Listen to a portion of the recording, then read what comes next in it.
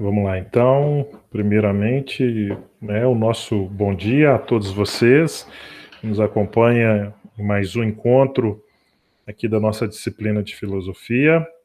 Eu sou o professor Brandão, a gente está junto sempre, semanalmente, aqui no nosso canal e também na escola, nas salas onde eu leciono.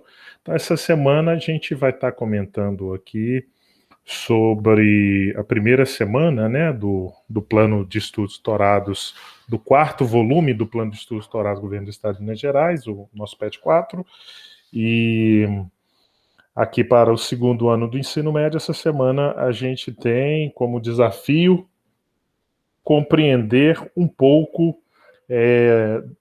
de um dos principais textos do Platão, que é o chamado Mito das Cavernas, ou mais especificamente a Alegoria das Cavernas. Então, a Alegoria das Cavernas está aqui no nosso PET do volume 4, para vocês verem aqui.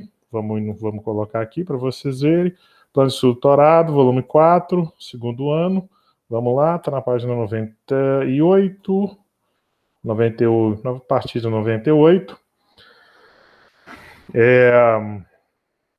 Então tá aqui. Então, para fazer a explicação desse conteúdo, eu vou utilizar um material que me parece que vai nos ajudar um pouco mais.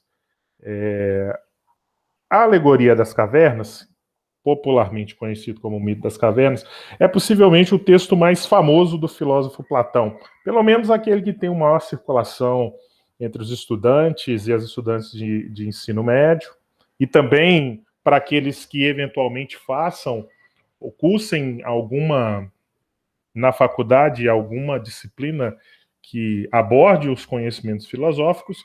Esse é um texto sempre muito lembrado, porque é um texto que ele é bastante atual. Ele foi escrito há mais de 2.400 anos atrás, mas ele continua bastante, as questões que esse texto coloca continuam bastante atuais, continuam, na verdade, bastante atuais, porque essas questões são questões que representam a condição humana. Então, aqui está a imagem na página 99, onde é descrito. Esse trecho aqui especificamente é o capítulo 7, o livro 7 da República, que é uma das grandes obras de Platão, é uma obra da maturidade dele, Não, é uma obra da maturidade intelectual do Platão, mas para a gente compreender aqui, eu vou apresentar numa outra gravura. Deixa eu mostrar aqui para vocês, vou fechar essa apresentação, só um instante. E agora vou abrir numa outra tela, aqui, ó. Eu acho que isso aqui nos dá a condição, nos oferece uma condição melhor para compreender. Vejamos só qual que é a condição humana que Platão retrata e para nos ajudar a descrever esse processo. Segundo Platão, nós podemos imaginar a seguinte situação. Existem homens que estão nesse ponto aqui, que a seta está passando, preso dentro da caverna, que é a caverna, ó. A caverna está aqui, é uma caverna bastante complexa, porque ao mesmo tempo que esses homens estão acorrentados, sentados aqui nessa mureta, sobre eles, ao fundo, tem uma fogueira, e a partir da luz que essa fogueira gera, pessoas que passam por detrás desses prisioneiros acorrentados estão passando com objetos. Só que os prisioneiros não veem, como vocês reparem aqui na gravura, na representação, os prisioneiros não veem outros homens passando. Eles só enxergam os objetos amplificados em função de suas sombras, Eles só enxergam as sombras desses objetos que essas pessoas, que esses outros transeuntes que estão passando por uma das entradas da caverna carregam, e esses transeuntes, ao conversarem, dão a impressão para aqueles que estão acorrentados de que esses próprios objetos aqui, como nós vemos, são os objetos que teriam vida, são os objetos que estariam emitindo os sons da voz, quando na verdade são apenas sombras de objetos que evidentemente são inanimados. E aí, Platão nos coloca o seguinte desafio: e se um desses prisioneiros conseguisse libertar das suas correntes, dos seus grilhões, e pudesse, com muito esforço, pudesse subir o conjunto dessa caverna e alcançar o mundo real, e alcançar as coisas tais como elas são em si mesmas, tais como nós a vemos. Ele vai, evidentemente, distinguir que esses objetos que eles achavam que tinham vida no interior da caverna e que falavam, ele vai perceber que esses são objetos inanimados, e que aqueles que têm vida e que falam são pessoas de carne, osso e razão e racionalidade como ele. Então, isso aqui, para o Platão, é o retrato da condição humana. A condição humana é uma condição em que esse ponto aqui, a caverna, representa o mundo do sensível, o mundo das coisas que eu toco, como este celular, por exemplo. Então, representa o mundo das coisas sensíveis, como esse relógio. E no mundo das coisas sensíveis, o grau de conhecimento que nós temos no mundo das coisas sensíveis são as sombras. É um dos graus. Por quê? Porque as sombras são imagens que nós percebemos através dos nossos sentidos. Então, o conhecimento do mundo sensível, ou seja, o conhecimento do mundo da caverna, é um conhecimento estritamente sensível. Ele tem dois níveis: um nível das sombras, como a gente vê aqui, e tem um nível da sensação do toque. Esse nível da sensação do toque é superior àquele que a gente projeta pela sombra. A subida do prisioneiro até alcançar o mundo exterior, o mundo real, o mundo verdadeiro, essa subida Platão utiliza para exemplificar o seu método, o método da dialética. Então é a própria ascensão, é a própria subida de cada ser, de cada indivíduo que busca o conhecimento. Essa figura que sai daqui, que se liberta e consegue acessar o mundo exterior, é o próprio filósofo. Quem é o filósofo? Todo aquele, toda aquela que busca o conhecimento, todo aquele, toda aquela que almeja a sabedoria, como a palavra filosofia significa etimologicamente no grego. Então, a partir da dialética, o filósofo se desprende daqui, das correntes e dos grilhões da ignorância, do mundo das sombras, e ele vai fazer a sua ascensão com muita dificuldade, porque a saída é muito estreita, até que ele alcança o mundo verdadeiro, que é o mundo iluminado pelo sol, é o mundo das coisas em si mesmo. E esse sujeito que se desprende, ele tem o compromisso de fazer com que os seus companheiros possam também acessar a realidade do mundo verdadeiro. E esse mundo verdadeiro Platão chama de mundo inteligível. E, infelizmente, ao que tudo indica, esse prisioneiro, esse filósofo que se liberta, esse amante do conhecimento, que tenta sensibilizar os seus iguais para que também possam se desvencilhar das correntes, acaba sendo morto porque os seus iguais, os seus pares, assim não queriam acreditar, assim não se deram a oportunidade de conhecer o mundo tal como ele é em si. Essa figura que se desloca até o mundo inteligível, por óbvio, é a figura do próprio Sócrates, como o texto vai mostrar, que Platão escreve para exemplificar a condição de Sócrates no mundo e, de alguma forma, condenar e mostrar que aqueles que julgaram Sócrates são, antes de tudo, figuras que se permitiram ou se permitem permanecer no mundo das sombras e da ignorância. Então, vou interromper essa apresentação para a gente voltar para o nosso texto. Deixa eu ver se eu consigo fazer essa volta aqui sem ter que interromper a apresentação. Vou ter que interromper a apresentação, só um instantinho. Vamos abrir de novo. Vamos lá, abrir de novo. Agora no nosso PDF. Então, aqui está o texto que eu acabei de exemplificar.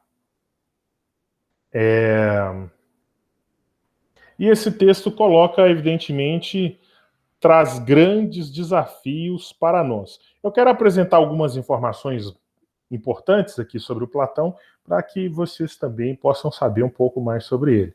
Então, está aqui a imagem, né, um busto, né, que representa Platão. O nome de Platão não é Platão, Platão é chamado Aristo, ele é foi filho de comerciantes nobres de Atenas, e Platão ele era chamado porque, era um apelido, na verdade, porque ele tinha as costas largas.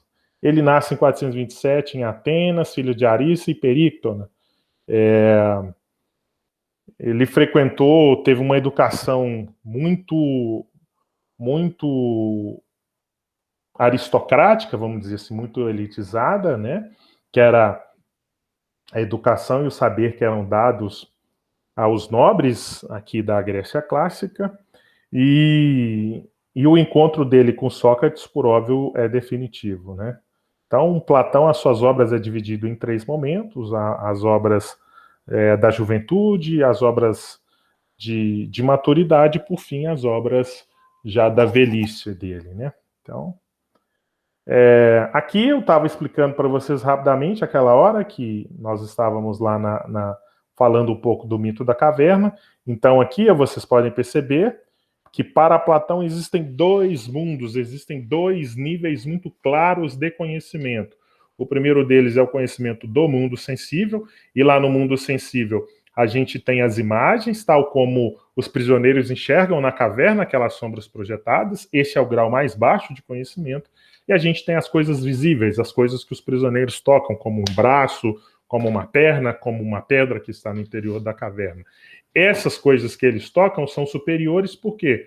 Porque a forma de conhecimento dela é crença e opinião. O filósofo, aquele que se desprende e que passa do mundo sensível para o mundo inteligível nada mais é do que o mundo real, tal como o filósofo acessou assim que saiu da caverna, ele o faz por meio da dialética. Então é uma dialética ascendente num primeiro momento, porque ele vai até o mundo inteligível, até o mundo real, conhecer as coisas, e depois é uma dialética descendente, ou seja, porque ele volta para tentar sensibilizar os seus companheiros, os seus pares, para que também possam se tornar amantes do conhecimento, se tornar pessoas que seguem e que pessoas que valorizam e que têm a vida mudada pelo conhecimento. Aqui no mundo inteligível nós temos 2 tipos de conhecimento. O conhecimento num primeiro plano dos objetos matemáticos. Então a matemática, por ser uma ciência com alto nível de racionalidade, 2 mais 2 é 4 em qualquer lugar do mundo, não existe nada no mundo que a gente chama de 5, de 6, de 7, e sim existem 5 celulares, 7 relógios, 8 bolsas, e assim sucessivamente. Então, a matemática tem um nível de demonstratividade, de racionalidade muito forte. É por isso que a matemática, para Platão, é uma das ciências superiores, e, por fim, a ciência em si, que é a superior, é a ciência das formas, ou das ideias. Então, para Platão, para a gente exemplificar esse elemento, tudo que existe para Platão existe sobre a forma de ideia. Então, um homem, né, o João das Couve, existe porque o João das Couve ele é representante da ideia de homem. E o que é homem? É ser um ser racional. Então, no mundo inteligível, existe a ideia de celular, existe a ideia de bolsa, existe a ideia de relógio. Todas essas coisas existem como ideias, ou seja, como conceitos. No fundo, a gente pode pensar o mundo inteligível como uma grande nuvem, um grande site, por exemplo, o Google, não estou defendendo aqui, mas só para você exemplificar, quando eu preciso procurar alguma coisa, há lojas que vendem pneus para motos, aí eu vou lá no Google e digito, então o Google vai me dar uma quantidade infinita, né, uma quantidade enorme disso. Então, no fundo, o mundo inteligível seria uma grande nuvem onde nós temos os conceitos de todas as coisas que existem. O texto avança também e fala da questão política, né? Que a República ela tem essa dimensão política. A República tem essa dimensão política, e para o Platão A república perfeita é aquela em que os três grupos que compõem a sociedade, na visão dele, que eram os grupos dos produtores, que a gente pode identificar com os grupos, com todo mundo que produz, ou seja, com o campo da economia, o grupo da defesa, que seria o segundo passo, aqui, né, seria o segundo estamento da sociedade. Aqui estariam basicamente todas as corporações militares. E o grupo da gestão e da educação, que envolve aqui os filósofos, envolve os nossos professores, as escolas, as universidades, a administração pública, estaria no topo dessa cadeia social. Platão aponta que essa sociedade é uma sociedade que pode ser perfeita se cada um desses grupos se atentarem para cuidar estritamente daquilo que é da sua responsabilidade, daquilo que é do seu feitio. E essa teoria dos três grupos, dos três estamentos que compõem a sociedade, ela nada mais é do que uma repetição, uma cópia da teoria da alma humana do Platão. Para Platão, a alma humana ela tem três partes. Todo ser, todo homem, toda mulher, para Platão, é composto por três elementos, ou que ele chama aqui de três almas, que na verdade são três partes. Uma parte que está ligada aos desejos e os apetites, né? Eu tenho fome, eu tenho necessidade de ir ao banheiro e etc. Uma parte que ele chama de irascível, que nada mais é do que o nosso instinto de autopreservação e de defesa, e a parte racional, que é o nosso cérebro, que é a nossa mente, que é de onde emanam os nossos conceitos, as nossas ideias, e é a partir do qual a gente dialoga e aprende as coisas, ok? Então vamos avançar aqui e vamos passar para a resolução dos exercícios. Vejamos só. Questão 1 aqui da página 100. Quando buscamos o termo ostentação no dicionário, encontramos que a palavra exaltação dos bens, expressando a riqueza e o luxo. No popular, é o famoso contar vantagem, buscando o reconhecimento dos outros para si. Nessas últimas décadas, com o auge das redes sociais, essa prática tem sido frequente, muitas vezes expressa o ter e o esquecer do ser. Fazendo um paralelo com o mito da caverna, faço uma análise dessa prática e apresento os benefícios ou os malefícios dessa cultura na vida do indivíduo. Aqui, o exercício está pedindo para que vocês possam, a partir do que foi exemplificado e das informações que eu passei aqui, ampliando, evidentemente, o nosso conhecimento sobre a filosofia do Platão, que vocês possam comentar, que vocês possam fazer resolver essa questão pensando nessa condição humana que a alegoria das cavernas ela representa. Então, o que a alegoria da caverna representa? Eu digo que a alegoria da caverna representa a nossa condição dentro do mundo, para Platão. E aí o exercício faz a seguinte provocação. Com o auge das redes sociais, essa prática de ostentação tem substituído o ser pelo ter. Então, o que o mito da caverna nos ajuda? Aqueles que estão presos à aparência das coisas, como estavam os prisioneiros presos à ideia de que a sombra, a crença de que a sombra representa, a sombra dos objetos representavam o que os objetos são em si mesmo. Então, essas pessoas que estão preocupadas em acumular bens, em acumular riquezas, em ostentar as coisas ou contar vantagens, estão na condição do prisioneiro. Aqueles que estão buscando conhecimento, buscando valores éticos, e a preocupação com o próximo, com o outro, é um desses valores fundamentais, estaria aqui na condição daquele que busca conhecimento, daquele que ama a sabedoria, portanto, daquele que age como filósofo ou como filósofa, e, portanto, priorizando aquilo que é de fato, não aquilo que parece ser, que são as coisas, que são as sombras. Ninguém aqui está defendendo que as pessoas não tenham que ter bens materiais, não tenham que ter algum nível de conforto e de bem, mas as pessoas, o que está sendo chamado a atenção é que a vida que tem como centralidade apenas a pilhagem, o acúmulo de bens, é uma vida que nos parece ser inferior àquela que busca o conhecimento, aquela que busca o porquê das coisas, ok? A questão 2 coloca a seguinte questão. Estamos em um período em que somos bombardeados o tempo inteiro de informações sobre o Covid-19 e suas consequências, em toda a realidade global. Os meios de comunicação têm vinculado orientações relativas ao cuidado com informações falsas, as famosas fake news, e sanções penais a este respeito. Portanto, não basta conhecer os fatos, é necessário uma análise criteriosa para existir conhecimento, o que expressa a situação em si. Em um breve texto, analise o real objetivo das fake news, que, como o mito das cavernas, aparece como ideia das sombras, distorcendo a realidade. Qual seria a solução que devemos adotar em nossas vidas em relação a esses fatos?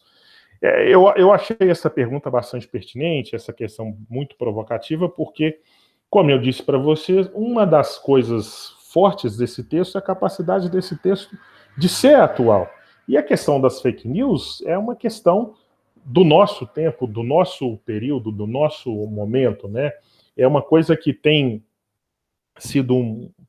que tem deixado muitos efeitos no mundo inteiro, que tem modificado muito a paisagem social, política, econômica e cultural em todo o mundo.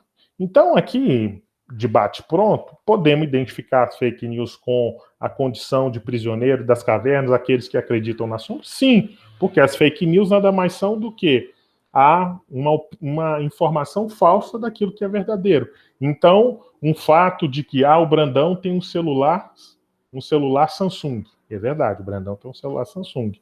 Agora, um fake news disso seria: o Brandão tem um celular, tem um iPhone X, sei lá, o mais moderno, mais recente. Por quê? Qual que é o objetivo do fake news? O objetivo do fake news é distorcer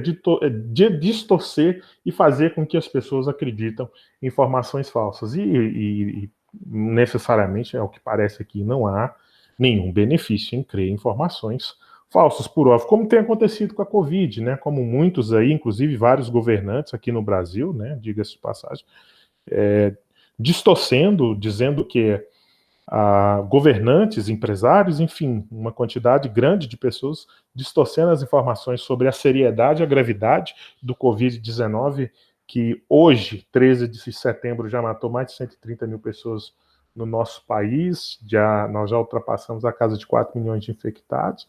Então, a fake news, ela serve para encobrir e tirar a verdade, a veracidade de uma situação tão grande como essa, tão grave como é a questão da Covid-19. O que nós podemos fazer em nossas vidas? Nós podemos fazer em nossas vidas o quê?